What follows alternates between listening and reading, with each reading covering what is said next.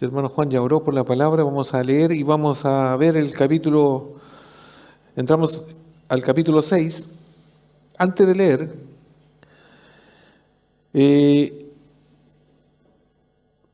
este último capítulo y el anterior en parte habla ya como tiene un contexto como de ir a la práctica de acuerdo a lo que se había enseñado anteriormente en los otros 4 capítulos, que se dio mucho énfasis a la libertad, a vivir en libertad con respecto al judaísmo, a los judaizantes y a salir de la antigua religión que tenían los judíos. Entonces el llamado es a vivir en la libertad. Entre esa libertad está, después cuando vimos el capítulo 5, de vivir en el espíritu y no en la carne, a ser creyentes controlados, impulsados por el Espíritu Santo y no por los deseos pecaminosos propiamente de la carne, o sea, por el yo antiguo o por la persona natural. Y dentro de esto es como de la teoría a la práctica. Y alguien podría decir y cuestionarse, pero nosotros no estamos en un contexto de judaizantes, no nos están judaizando y algo como por el estilo. Sí, estamos de acuerdo, porque esta carta primeramente fue enviada a los de Galacia. Y ellos tenían ese problema. ¿Y qué con respecto a nosotros? Lo que pasa que nosotros, también en un sentido amplio, a veces nos podemos esclavizar dentro de la misma iglesia. O la iglesia vive en un modo de esclavitud con respecto a ciertos rituales que a veces son antibíblicos, que no necesariamente son pecaminosos, pero nos podemos estructurar en una rutina, en un hacer que nos lleva a una esclavitud. Y eso tampoco es bíblico. Nosotros tenemos una libertad. Hoy podemos cambiar algo, no cambiarlo, en virtud de algo, ¿cierto? Pero la idea de vivir el Evangelio no es esclavitud, sino vivir una libertad. Y una libertad obviamente se entiende para no pecar y para agradar a Dios. Porque el Señor nos compró con su aprecio de sangre para vivir esa libertad. Para, por decir así, representar a Cristo, el que nos liberta, ¿cierto? Y eso tiene una figura, obviamente implica positiva en cuanto a a quién nosotros representamos. Y otras veces yo lo he dicho, cuando usted ve un cristiano, por decir, triste, amargado, no debiese ser alguien feliz, alegre, lleno de gozo, como ya lo vimos con respecto al fruto. Entonces, ahora en el capítulo 6 se centra como en cosas puntuales en cuanto a lo que hay que hacer y a un desarrollo práctico entre los creyentes. Ya sabemos que solamente hay un evangelio y aquí parece que Pablo al inicio, acuérdense que fue muy severo y aquí en palabras de nosotros como que bajan las revoluciones. Aquí ya, por decir, ya les puso una mano dura, ya los retó, ya los reprendió y ahora ya es como aquí estamos los que somos, los hermanos, los creyentes, los amigos, los creyentes ya unidos y empieza ya por decir, a ser más amigable en cuanto a la exhortación. Y aquí nos vamos a dar cuenta. Leo el versículo 1, dice, hermanos, si alguno fuere sorprendido en alguna falta, vosotros que sois espirituales, restauradle con espíritu de mansedumbre, considerándote a ti mismo, no sea que tú también seas tentado. El 2 dice, sobrellevad los unos las cargas de los otros y cumplir así la ley de Cristo. Porque el que se cree ser algo, no siendo nada, a sí mismo se engaña. Solamente hasta ahí nomás, pero hoy vamos a ver el verso 1. Aquí hay como, por decirlo, como una especie de recomendaciones o unos tips, como le llaman algunos, como cosas puntuales. Y por eso vamos a hacer algunas separaciones. Es como, hace esto y tendrás esto y por decirlo así. como un subtítulo, la libertad en razón con los hermanos, o podríamos decirlo, la libertad en la práctica con la iglesia o en la iglesia. Esto más o menos lo abarca el versículo 1 al 5. Después del 6 al 10 habla de una ética, una libertad y una ética cristiana que tiene que ver con el comportamiento, el testimonio. Obviamente todo tiene que ver con testimonio, pero en la práctica, de qué onda uno le ilustra cómo nos debemos comportar, cómo debe ser la iglesia en sí. Entonces vamos a ver hoy el versículo 1. ¿Para qué uso mi libertad de la ley? Un llamado a no ser legalista. ¿Ustedes han escuchado el término legalista? ¿Ya? No ser, uno en algunos ámbitos dice, no, hay que ser legal, sí, pero legalista es cuando ya uno toma la ley y con la ley anda dándole como bibliazo a todos. ¿Sí? ¿Ya? Eso no debe ser. Uno debe usar la ley o la palabra con sabiduría, pero no andar dando sermonazos a todo y por todo. Y van a entender que así debe ser. Como cuando uno recién entra a estudiar una carrera, un oficio, no sé si se han dado cuenta que cuando uno emprende algo recién, un estudio, y como lo decía, una carrera, un oficio, o no sé, uno aprende recién una receta para cocinar y para todo eso, anda como con ese espíritu de lo que está aprendiendo. Si usted, por ejemplo, desde lo más básico, usted aprende a hacer, póngale ya un pastel, algo simple.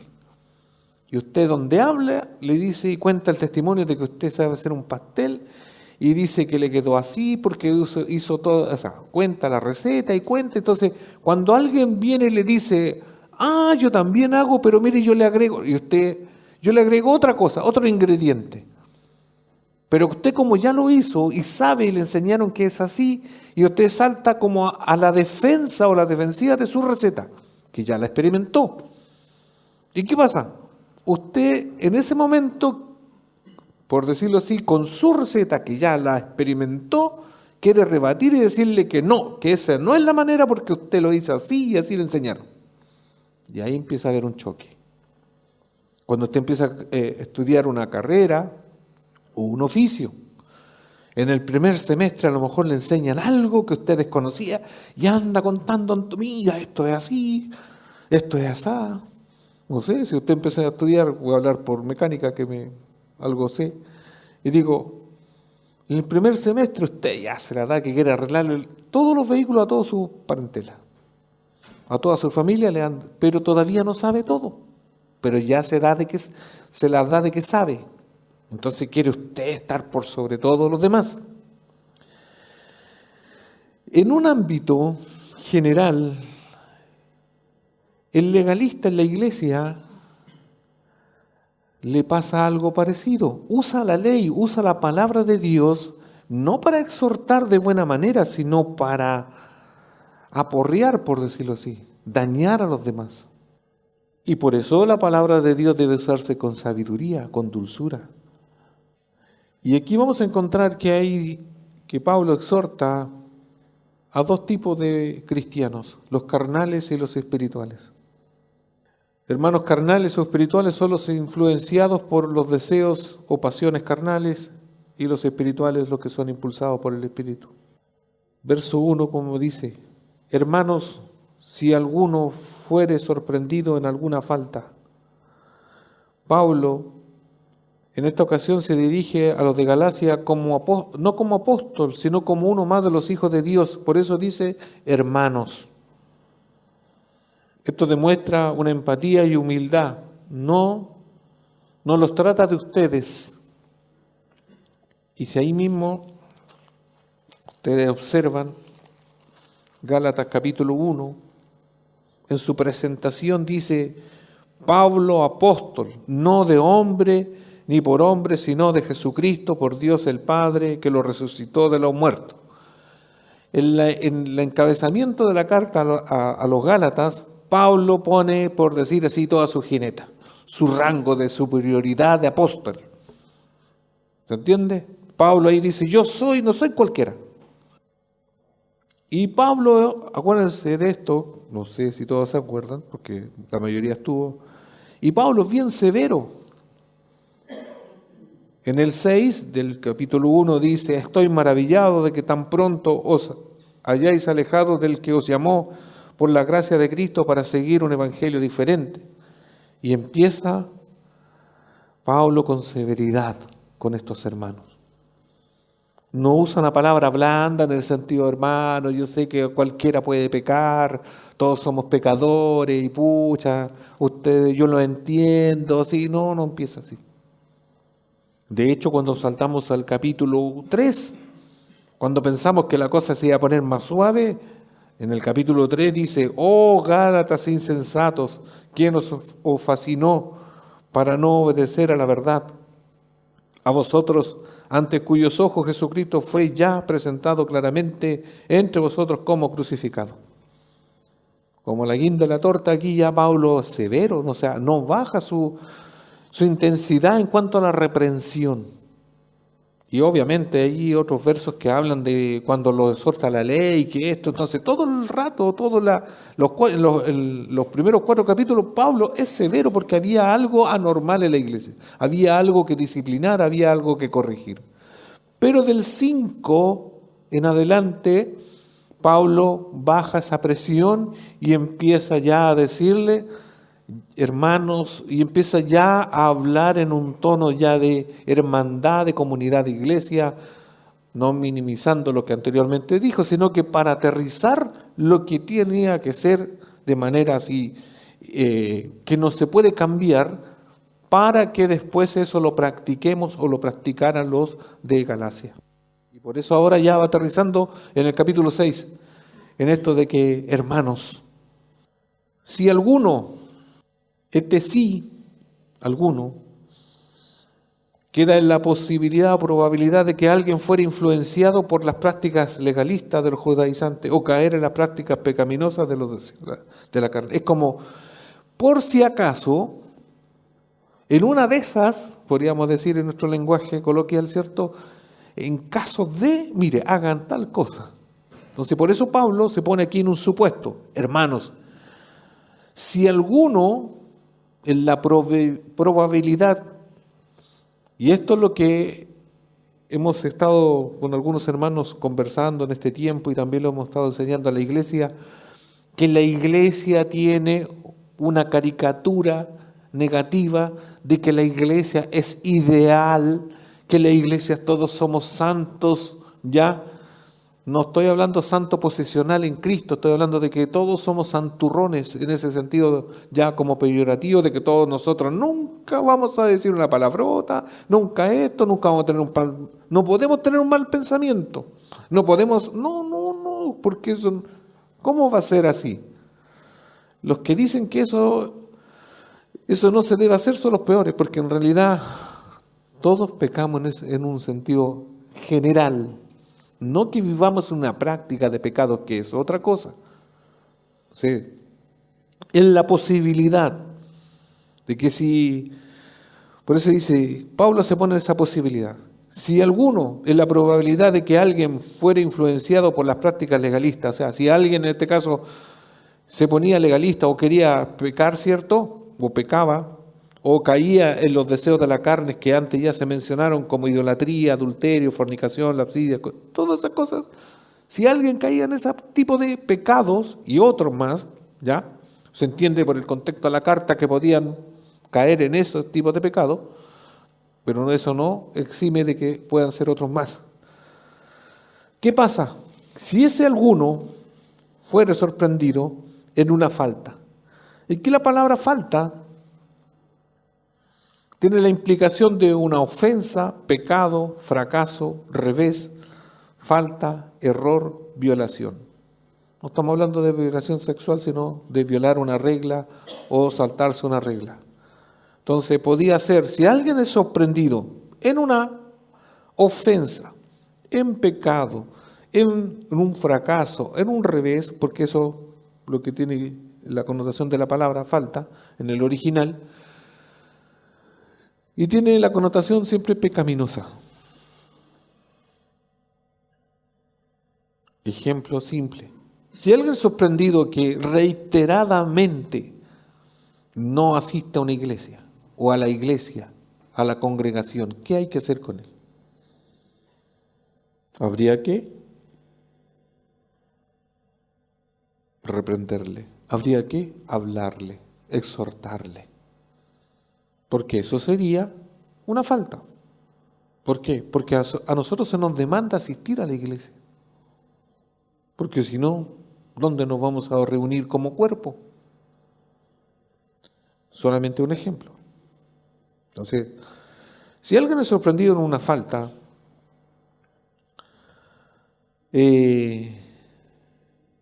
después dice, vosotros que sois espirituales, vosotros los espirituales, los que se dejan influenciar por el Espíritu Santo y no aquellos que parecen, ¿ya? Yo añadí eso, los que parecen, porque hay en ciertos lugares que algunos se dicen espirituales,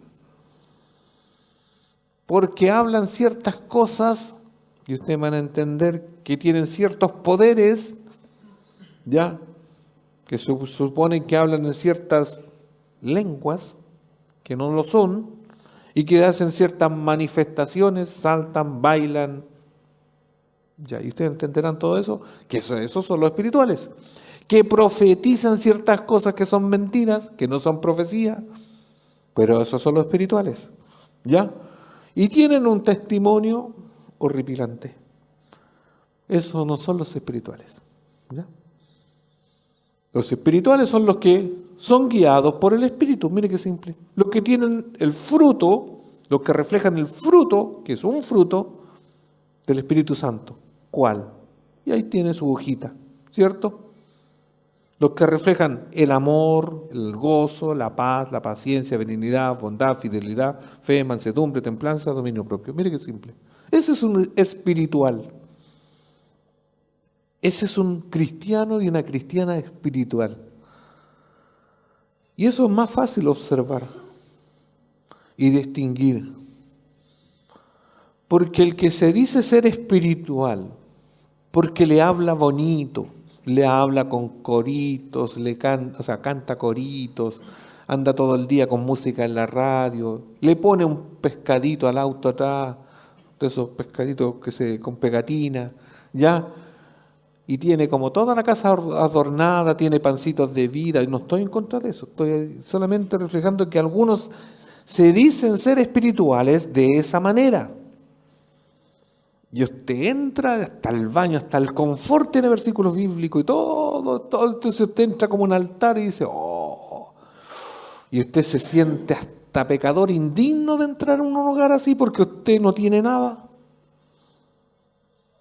Y tiene su Biblia ahí en el Salmo 91, el 27, ya la hoja amarilla, ahí está, entonces, oh, qué evangélico, espiritual.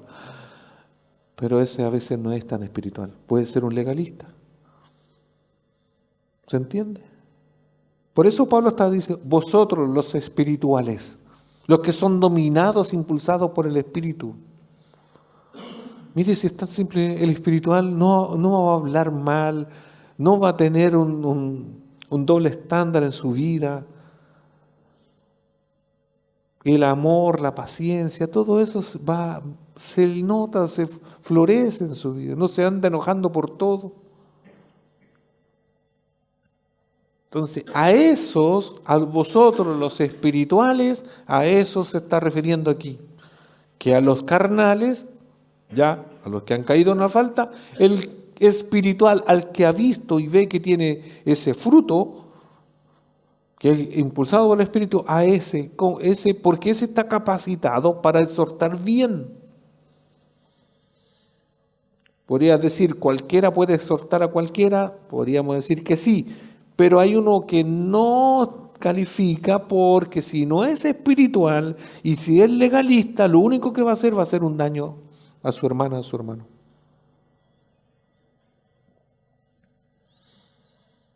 Y no voy a redundar mucho porque ya vimos de los frutos. Entonces, el espiritual, o si los que sois espirituales.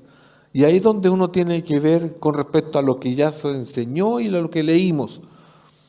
Los mismos Gálatas tienen que haber hecho el mismo trabajo de haber dicho, bueno, somos espirituales, tenemos paz, tenemos gozo, andamos impulsados por el Espíritu, vivimos en el Espíritu Santo, o no, o somos legalistas. Entonces, a los espirituales dice, restaurarle con espíritu de mansedumbre. El trabajo, por decirlo así, de restaurar al hermano que está o la hermana que está en una falta, no es ni le compete solamente al pastor o a los líderes de la iglesia. Acuérdense que no todo está centrado en el pastor. Nosotros, ustedes, observan en una reunión, en un compartir, si alguien, o no sé, por amistad, incurre en una falta, como ya dije anteriormente, en un pecado, en un error, usted tendría que, de primera fuente o de primera mano, corregir a su hermana o a su hermano. ¿O no? Porque es el primero que sabe. Porque usted, si sorprende a alguien, usted es el primero que está ahí. Pero si usted viene y dice, no, yo pensé ir a hablar con usted, o que le conté a otra persona, y que esa otra persona, mire, yo le conté a mi amiga, a mi hermana, y yo pensé que mi hermana o mi hermano iba a reprender y al final se forma un enredo y nadie hizo nada, o se difamó el pecado de alguien y no llegamos a nada. Y no se hizo lo que está diciendo Pablo. Ustedes los espirituales, si alguien es sorprendido a alguien en una falta, reprenderle, pero no se hace. Y pasa el tiempo, el hermano sigue la falta, o aumentando la misma falta, y el que vio, es que yo pensé que usted sabía, ¿y cómo iba a saber? Entonces, dice restaurarle. Restaurar aquí es arreglar, ordenar, restaurar, reparar. Una acción. Vuelvo a leer. Restaurarle al hermano que ha caído en pecado, ¿cierto? Es como arreglar, ordenar, restaurar, reparar. No es enojarse, retarlo, no. No con una actitud legalista. El legalista mira la vida de su hermano o hermana escudriñadoramente para buscar sus faltas, olvidándose de las virtudes y, lo que es más grave, olvidándose de sus propias faltas, como los fariseos. Hermanos, esto es bien importante. Cuando hablamos vosotros los espirituales, vosotros los que sois guiados por el Espíritu, cuando se sorprende a alguien en una falta, a los carnales, por decirlo así, como dice la Biblia, ¿cómo debe ser esta restauración? No como un legalista, nunca viendo que el otro es inferior a mí. No ir con un látigo, no ser lapidario, porque yo también peco y usted también peca. No como alguien que ya llegó a un nivel que jamás va a bajar de ahí. Por eso hay sectas y denominaciones ya que hacen que los líderes se encumbren a un nivel que jamás van a pecar y que el resto están abajo, están subordinados. Está el infalible arriba. Ustedes saben a qué me refiero en el catolicismo. Ese es Dios en la tierra y nunca va a pecar. Y también hay denominaciones, hay estas iglesias de orden carismáticas, donde los líderes supremos son intocables, tienen la unción. Ellos nomás saben y entienden la Biblia, el resto no es así. La palabra es para todos. Por eso no podemos tener esa actitud fariseica de que yo quiero reprender y porque yo soy el que jamás ¿Cómo se le ocurre que usted va a caer en esa falta, en ese pecado, en ese error? Lucas 18:11 lo dice. Lucas 18:11, versión NTV. El fariseo de pie, apartado de los demás, hizo la siguiente oración. Te agradezco, Dios, que no soy como otros, tramposos, pecadores, adúlteros. Para nada soy como ese cobrador de impuestos. Cuando uno, bueno, yo ahora estudiando y todo lo demás, yo leyendo esta versión, es cuando uno graciosamente dice, yo soy humilde gracias a mí mismo. Ahí hay una contradicción, ¿cierto? Una ironía, pero mire, cuando sale en esta versión, te agradezco dando el fariseo gracias a Dios, que no es como los demás, que no es tramposo, que no es pecador, que no es adúltero. La actitud de este personaje, de este fariseo, es porque él está por encima y no ve lo que él es. Todos cargamos, todos, hasta los redimidos, una naturaleza pecaminosa. Todos en nosotros mismos, en nuestras debilidades, tenemos un potencial de caer en pecado, de caer primeramente en la tentación y después de pecar.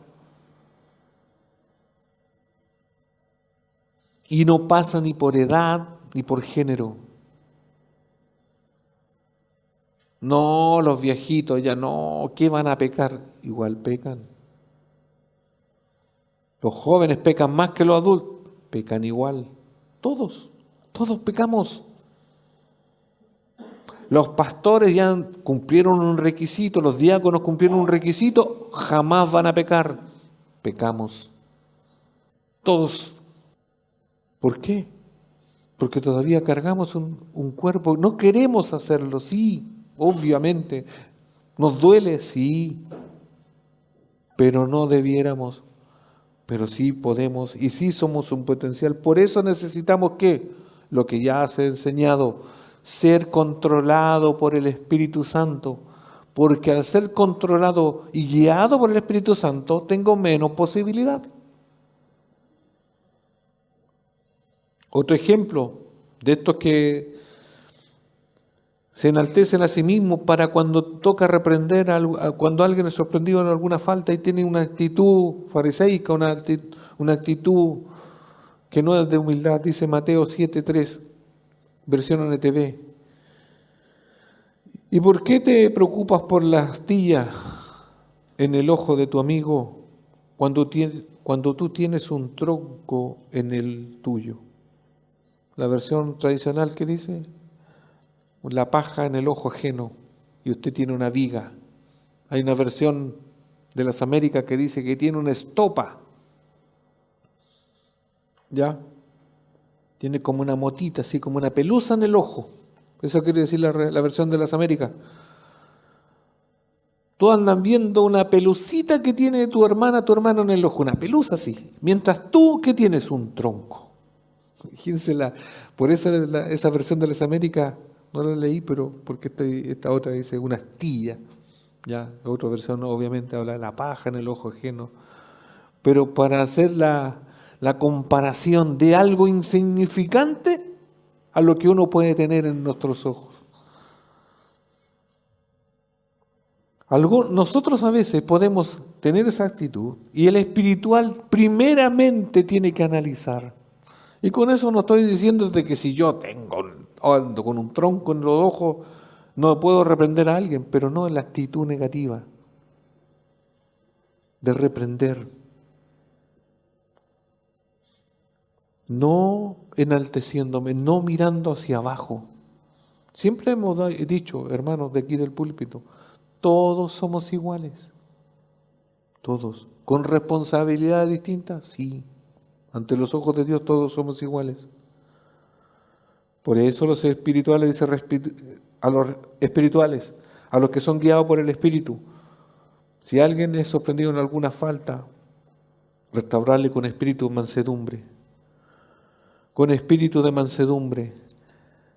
La tarea del creyente espiritual es restaurar al caído con espíritu de mansedumbre, y yo aquí copié exactamente lo mismo que se enseñó cuando pasamos por la mansedumbre, que se estudió, ¿se acuerdan? Y yo le hablé que era la mansedumbre, era como esa válvula de alivio, que cuando uno se enoja pero no se puede enojar, o sea, ¿cómo? Enojar pero no tanto.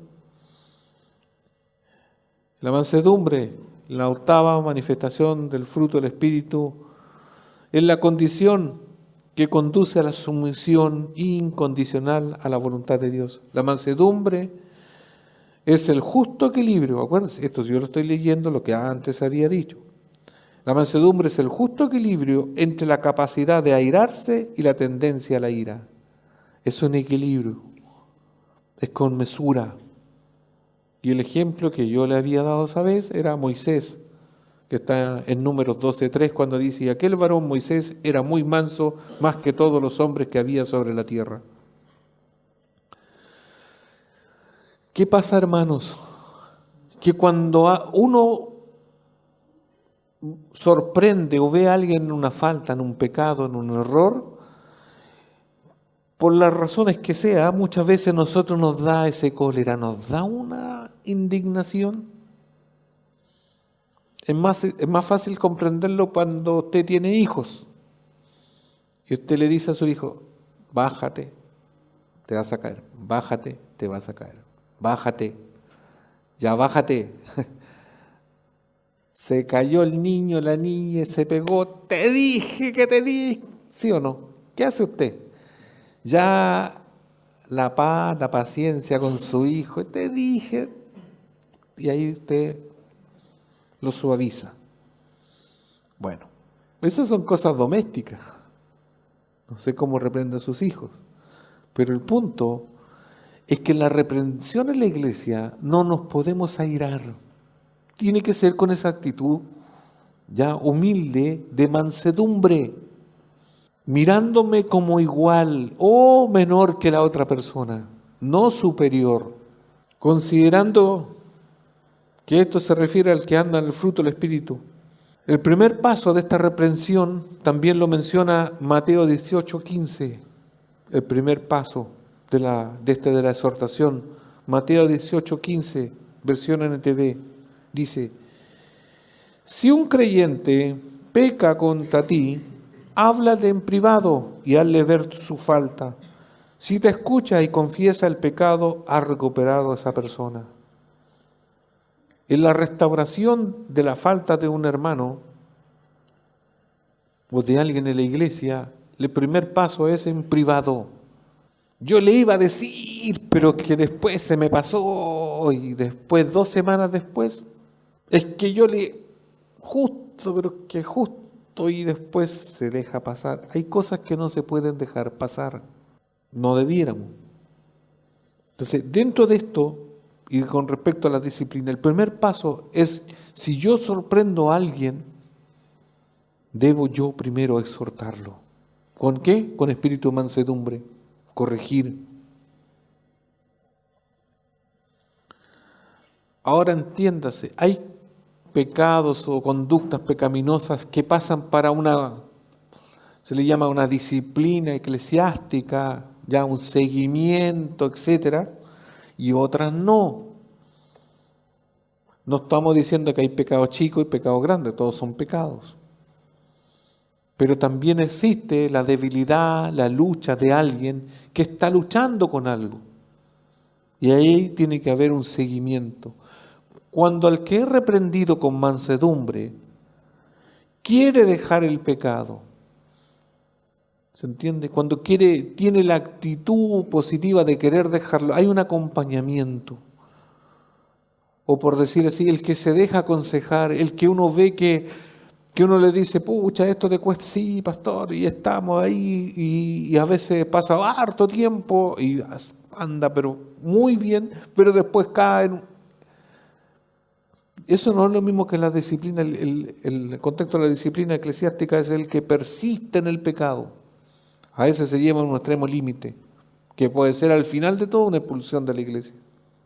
Lo otro, el creyente espiritual ama al hermano y procura su restauración, actúa como Cristo porque Él es espiritual.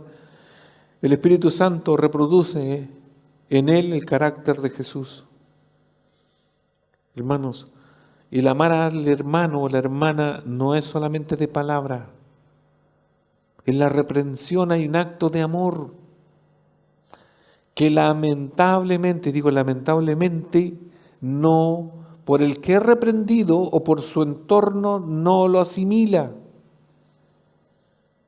El que es reprendido generalmente o el entorno al reprendido, ¿qué es lo que hace?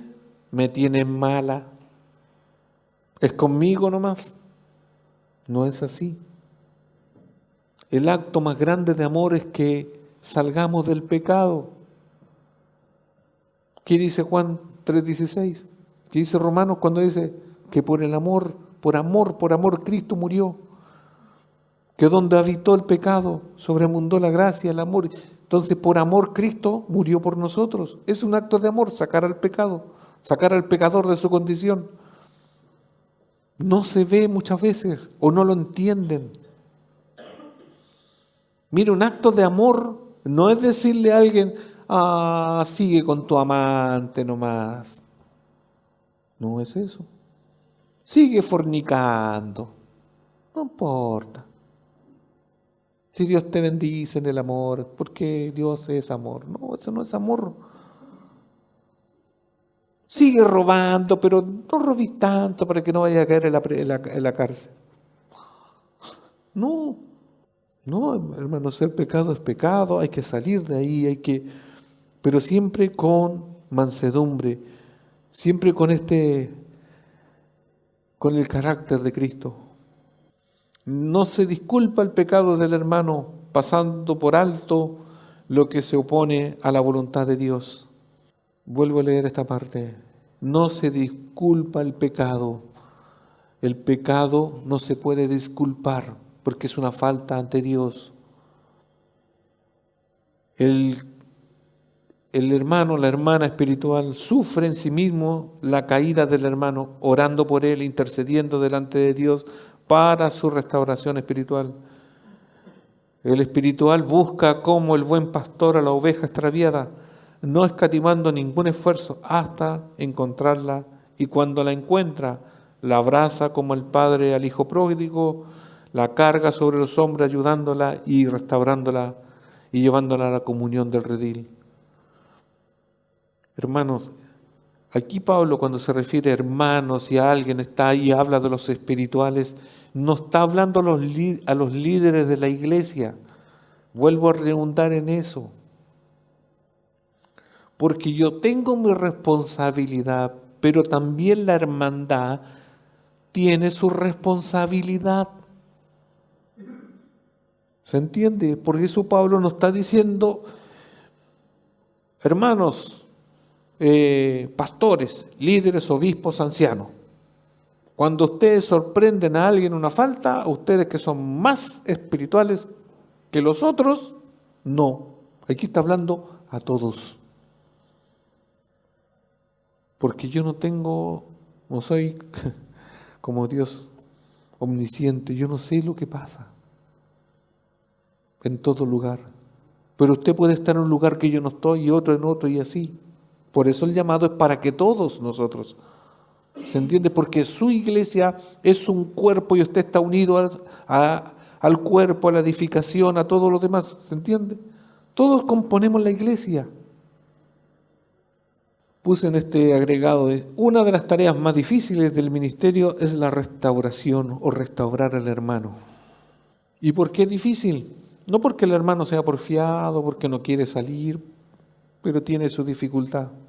Porque uno se va a encontrar con diversas actitudes y respuestas del que necesita ser restaurado. Cuando uno sorprende a alguien, la primera dificultad es no reconocer la falta. Eso es lo primero. Por eso cuando decía, si alguno fuere sorprendido en una falta, en un error, o un pecado, como queramos decirle, ¿cierto? El que está en esa condición generalmente no lo reconoce. No estoy diciendo que todos, pero hay momentos que no reconocen. Y ahí hay una escasez o falta de humildad. Y si la reconoce, se empieza a delatar a otros que están en la misma condición o peor. Y esto en la práctica sucede mucho. Se sorprende un hermano en un pecado, primero no quería reconocer. Y después que lo reconoce dice, sí, pero mire, los que cantan, los que esto, los que lo otro, los que miren, son peor que yo.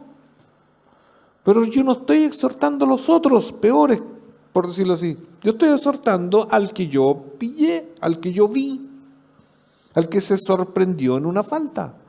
Y a lo mejor a usted le va a pasar lo mismo. Usted va a exhortar a un hermano, una hermana, que usted sorprendió en algo, en una falta. ¿Ya? Supongamos cuando pasa esto a los ministerios. Los ministerios tienen cierto reglamento interno, que es bien básico. Asistir a las 2 reuniones, hay 2 reuniones semanales. Eso es lo básico.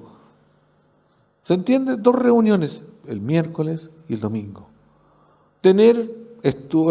Leer sistemáticamente su Biblia. Eso es como lo más básico que tiene. Los horarios, la puntualidad y todo lo demás. Y supongamos que es el encargado del ministerio y dice, usted está llegando todos los ensayos tarde, o cada vez que se compromete no viene, lo van a reprender, le van a decir. ¿Y qué va a decir usted o qué debería no decir? Entiéndase, no decir. Pero si usted llega tarde, pero también, mire, el otro y la otra, todos llegan tarde, ¿y por qué a mí nomás? Sea humilde, a usted lo están sorprendiendo, a usted lo están reprendiendo, asuma su responsabilidad, porque eso es individual. Con los otros, si se hace o no se ha hecho, no le incumbe a usted porque usted ha sido sorprendido. Por eso digo, es la dificultad de esto, de la restauración o de la falta, o de que es sorprendido en una falta, es esto, no reconocer o cuando reconoce echarle la culpa a los demás. 2. La autojustificación. El que es sorprendido en una falta generalmente tiene una autojustificación. Si cae en el pecado sexual, ¿ya? Tiene una tendencia que anda buscando pareja y lo que sea por ahí. ¿Qué dice? ¿Es que Dios me hizo con el deseo de que me gusten las mujeres o viceversa que me gusten los hombres? ¿Qué culpa tiene Dios? Y a mí me hizo hombre. Naturalmente, ¿qué me deben gustar? Las mujeres. Y viceversa, ¿o no? Pero eso es una excusa.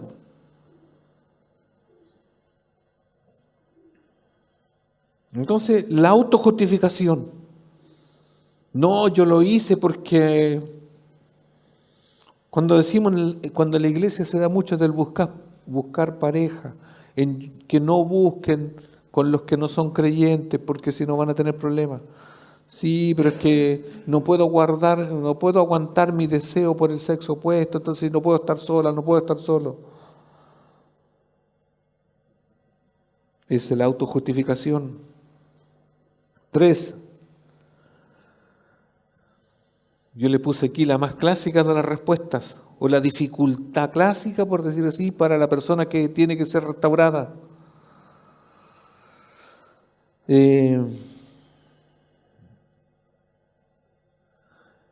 La más clásica es la respuesta que se justifica en el pecado, comilla, en esta iglesia no hay amor. El pastor tiene su favorito, tiene su familia, tiene sus amigos, a eso nunca yo lo he visto que lo reprende. Y por eso, el que es sorprendido en una falta, se autojustifica y esa es la dificultad que usted tiene porque es como que yo con algunos y con otros no. No es así. Lo otro, esa expresión de que esta iglesia no tiene amor, el reprender es un acto de amor para sacar del al pecador de su pecado. Y además cuando enseñamos del amor, ¿cierto? ¿Se acuerdan? Cada creyente de aquí es la comprobación de que la iglesia tiene amor, porque por amor Cristo murió por mí. En cada creyente hay una manifestación del amor. Que no se exprese. El amor no es, hermanos, y delante lo iba a decir, el amor no es eso de que nos andemos regalando cosas, ¿cierto? Eso sí, pero no que todo el tiempo que nos regalemos, que me regalen, que nos abracemos, no nos abracemos. Eso es otro ámbito. Y por último, de las dificultades para restaurar al que ha caído en una falta, o al que ha sido sorprendido en una falta, al que no es espiritual, o el que anda en la carne. Una de las dificultades, yo le puse aquí, no se ofenda porque si un día va a caer en esto, Dios no lo permita. Yo puse y clasifiqué a los tengo. Se me reíron. Estos últimos, lo difícil de restaurar son los tengo. Cuando alguien es sorprendido en una falta, por ejemplo, reiterada inasistencia a la iglesia, es que tengo cansancio, es que tengo mucho que hacer. Ahí van a entender los tengo. No voy porque tengo mucho trabajo, tengo visita, tengo una fiesta, tengo sueño. Aquí lo único que tiene, dice, no tengo ganas de ir, tengo que estudiar, tengo que dedicarme también a mí mismo, tengo miedo de quedarme sin dinero, por eso no ofrendo, por eso no contribuyo a la iglesia, tengo mis sueños, tengo mis planes. ¿Ves? Ahí está el cristiano tengo. Yo le puse el tengo. ¿Por qué? Porque ese cristiano cuando se va a exhortar, se va a reprender, porque está en una falta, siempre tiene el tengo. Es una excusa, una justificación, es una dificultad. Hermanos, no debe ser así. El que reprende siempre considérate a ti mismo, mirándote a ti mismo, no sea que tú también seas tentado. Quien amonesta, esto es para el que corrige, quien amonesta y corrige debe vigilarse a sí mismo en cuanto a su propia conducta. Debería considerar lo siguiente: hago lo mismo y si lo hiciese, ¿cómo me gustaría que me tratase? Del hermano o la hermana que hay que reprender, restaurar a los tengo, usted también considérese como que también un día van a ser de los tengo. ¿Ya? Si un día usted y yo caímos en una falta, ¿cómo me gustaría que me tratasen? ¿Así severo? ¿Con suavidad? ¿Con amor? No sé. Cuando un creyente se mira a sí mismo, se da cuenta de cuán imperfecto es. La razón de un trato amable con el que ha caído en la falta es la propia debilidad del que reprende. Comilla, no sea que tú también seas tentado. El verdadero creyente debe dedicarse a orar, como lo señala la Escritura, intercediendo por sus hermanos y por él mismo para que pueda estar firme. Hermanos, nunca nosotros tengamos una alta estima de nosotros, porque faltas, a lo mejor no graves, debilidades, todos las tenemos y a todos se nos nota. Yo que llevo tiempo aquí, yo, por decirlo así, yo los conozco. Sé los que cojean en esto y en lo otro no. Y así. Y de todos nosotros podría salir un hermano medianamente mejor. Me incluyo. Porque lo que tiene alguien tiene muy buena memoria, pero no la usa para estudiarse los versículos. Alguien tiene buena disposición, pero malazo para leer la Biblia. Alguien tiene esto, tiene lo otro, pero de todo eso, porque de eso estamos hechos como cuerpo. Pero hermanos, si yo me fijara solamente en las debilidades que tiene cada miembro de la iglesia, me iría para la casa. Pero ¿qué es lo que veo yo? Las cosas buenas que tenemos en Cristo. Si usted ve solamente las cosas malas que yo tengo, también usted no vendría. Diría, no, mejor voy a otro lugar. No, pero que cada uno ve lo mejor que tiene. Y lo bueno que podamos tener o que se vea es lo que Cristo ha puesto en nosotros. Y nuestras debilidades quisiéramos borrarlas, sacarlas, pero andan con nosotros. Mateo 6:14.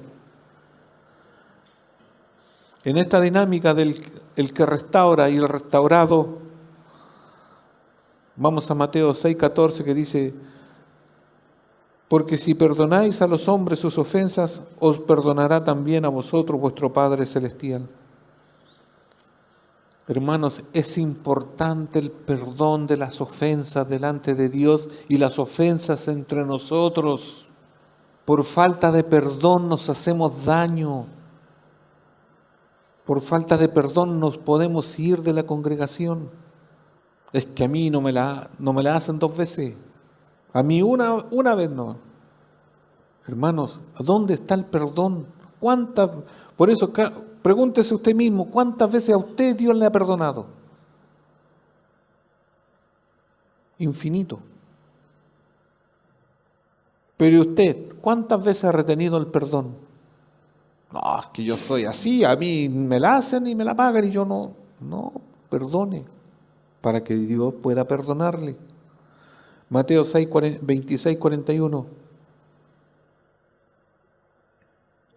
Que esto es importante. Esto es para el espiritual y para el carnal, para el que es reprendido, para el que puede reprender.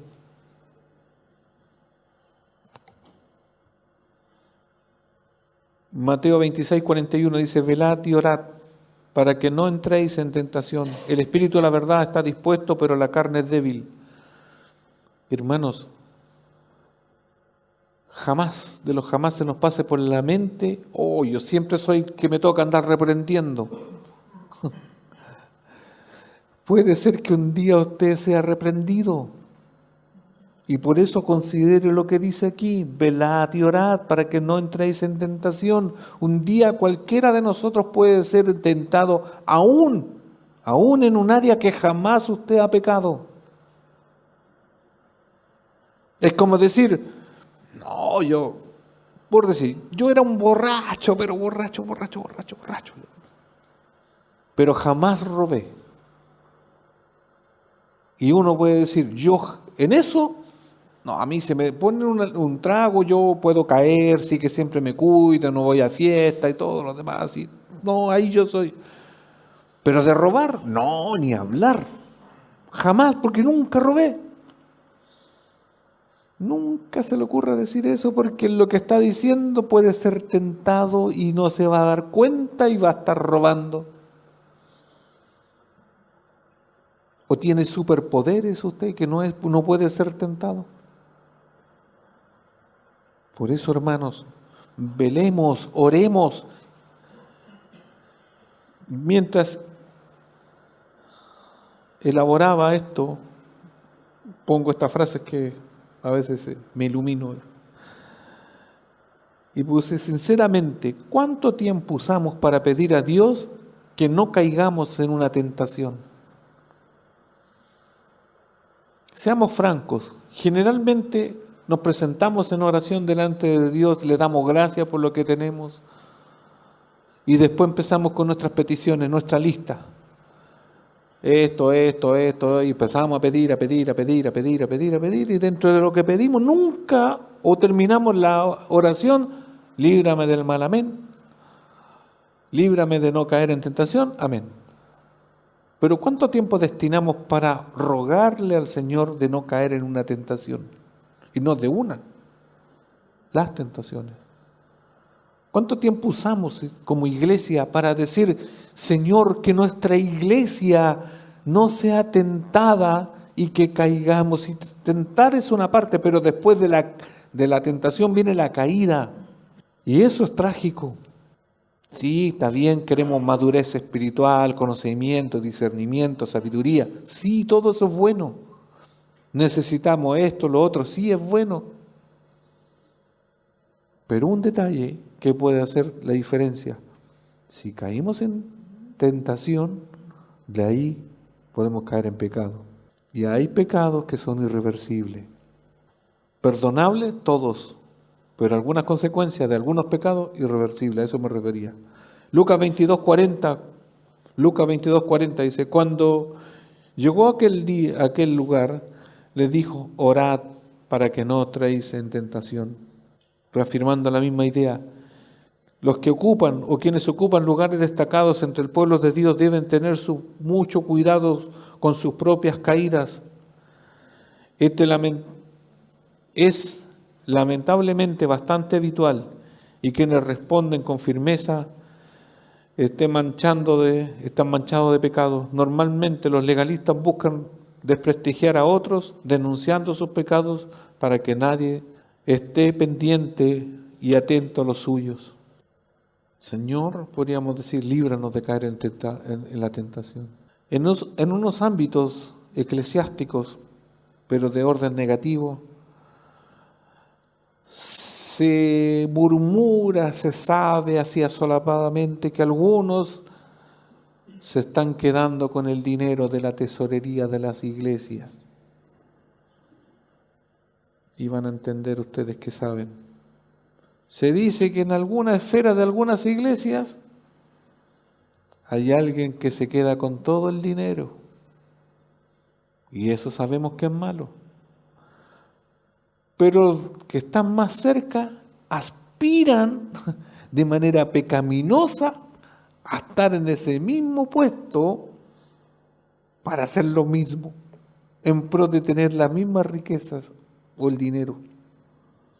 En vez de ¿qué? De denunciar el pecado, en vez de alejarse de eso, pasa a ser una tentación, por decirlo así, colectiva. Es como aspirar en el trabajo, yo quiero el puesto de gerente porque ahí ganaría más. En el trabajo aspirar a algo mejor no es malo, pero en la iglesia en cuanto a lo pecaminoso no.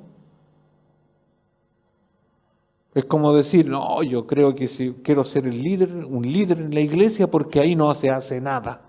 O ahí yo tengo reconocimiento, ahí yo tengo autoridad. Mira el pensamiento, es tentativo y eso es maligno. 1 Corintios 10:12, versión NTV. 1 Corintios 10:12. Y esto es para todos, hermanos, recordando esto, para no caer en una falta. Y si yo soy espiritual, también considerarlo con mayor razón. Si ustedes piensan que están firmes, tengan cuidado de no caer. Si ustedes piensan que están firmes, tengan cuidado de no caer. Y ahí usted, yo creo que rápidamente se acordó de Pedro. Yo no te voy a negar. ¿Y qué hizo? Negó. Filipenses 1:6. ¿Por qué esto de Filipenses 1:6?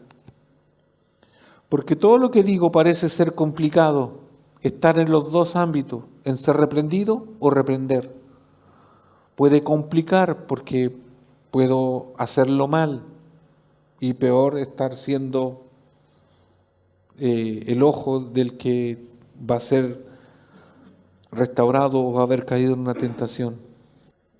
Pero Filipenses 1:6 dice, y estoy seguro de que Dios, quien comenzó la buena obra en ustedes, la continuará hasta que quede completamente terminada el día que Cristo Jesús vuelva. Hermanos, la otra versión dice que Dios puso el querer como el hacer, pero ¿cuál es la connotación? ¿Podemos exhortar? Sí. ¿Debemos? Sí. ¿Podemos ser librados de la tentación? Sí, porque hoy quien puso el deseo de estar aquí cuando no tenía deseo es el poder del Espíritu Santo. Cuando usted tiene toda la flojera del mundo, muchos quehaceres y se pone a leer su Biblia, de mala gana, es porque Dios puso ese deseo. Porque todo es de Él. Obsérvese usted misma, usted mismo. Cuando le dan ganas de mandar todo a la borda y todo decir, ya. Pero ¿quién lo hace de nuevo que esté? El poder del Espíritu Santo. Es Cristo que puso eso. Y por último, Filipenses 2.13, ahí mismo Filipenses 2.13 dice, pues Dios trabaja en ustedes y les da el deseo y el poder para que hagan lo que Él le agrada. Pues Dios trabaja en nosotros, ustedes, y les da el deseo, nos da a Dios un deseo interno y el poder para que hagan lo que a Él le agrada. De ahí viene cuando dice que todo es para su gloria. Si a usted le dan ganas de alabar al Señor es porque Él lo puso en su corazón. Si a usted le da porque tiene que arrepentirse es porque Cristo ha puesto eso en su corazón.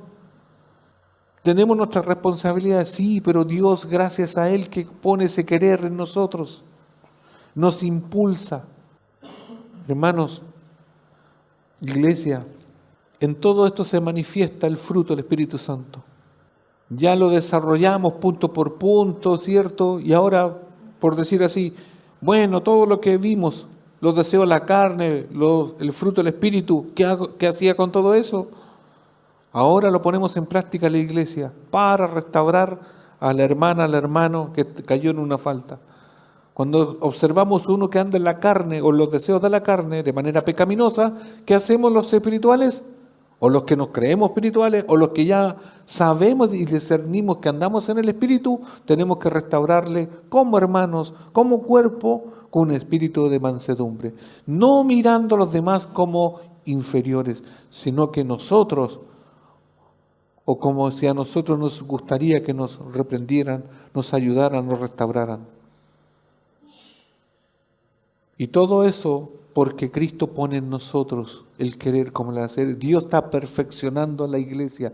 Esta iglesia no la perfecciono yo.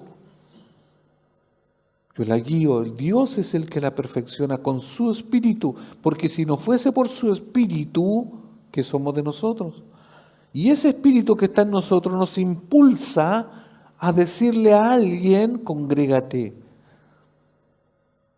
El Espíritu nos impulsa a orar por alguien que no veo, por alguien que yo sé a lo mejor que está en una falta, está en un pecado. No puedo estar ahí, no, yo sabía. ¿Cómo yo sabía? Sí, yo sabía que, yo hace tiempo que sabía, ¿cómo lo sabía usted? No, si sabíamos todos quienes, no, porque supuestamente hay cosas que toda la iglesia sabe, menos el pastor. No le queríamos decir, para no que tenga tanto problema. ¿Y qué hacían ustedes? No, nada. No, cuando hay alguien en una falta, restaurar. Ustedes tienen esa labor, porque aquí dice para todos, hermanos. Si usted es creyente, tiene que ayudar en eso. Porque la reprensión va a ser para usted cuando usted me cuente que hace meses sabía y nunca hizo nada, pero yo creo que a usted le van a hacer caso.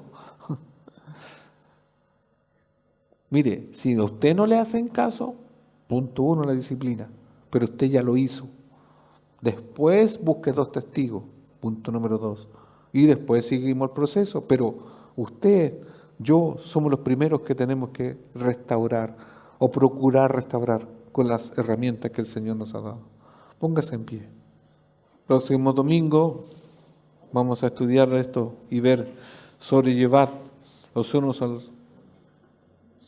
las cargas de los otros.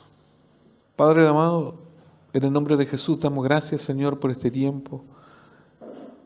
Señor,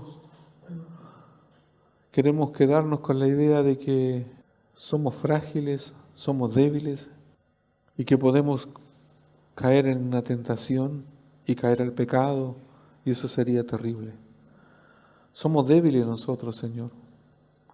Ayúdenos primeramente a que usted, Señor, nos muestre cuáles son nuestras debilidades. Ayúdenos, Señor, a estar primeramente pendientes de nosotros mismos en el sentido de que no somos fuertes, no somos superiores, sino que somos débiles en nuestra carne. Señor, y que cuando sorprendamos a alguien en una falta, en un error, en un pecado, ayúdenos con esa mansedumbre que usted tenía, Señor, que usted tiene, a que podamos, Señor, corregir al hermano o la hermana. Señor, póngase querer como el hacer en nosotros, y que esa tarea sea en cada uno de nosotros, no solamente del pastor o del encargado o como sea, Señor, sino que todo el cuerpo nos ayudemos, nos llevemos las cargas los unos con los otros. Señor, gracias por enseñarnos una verdad y poder aplicarlo, Señor, en nuestras vidas, en nuestra iglesia, en nuestro entorno. Gracias, Señor, por la enseñanza, y a usted sea la honra y la gloria en el nombre de Jesús.